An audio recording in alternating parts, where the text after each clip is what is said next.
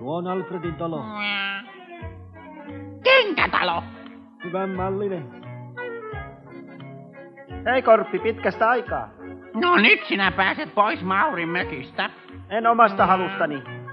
Parempi niin. On se vähän omituista, että Ankka ja Myyrä asuvat yhdessä.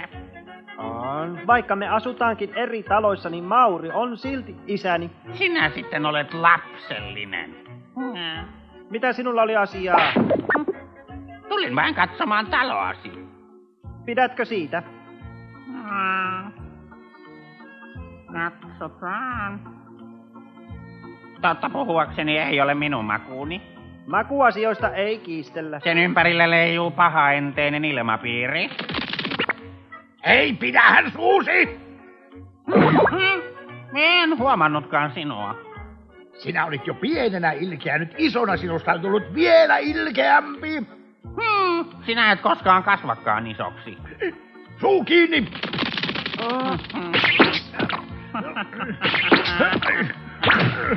Laske minut maahan! Mälsä, Myyrä. Mikä se luulee olevansa? Rauhoitu isä. Henkka, talon takana on vielä tavaraa. Tuletko kantamaan? Totta kai.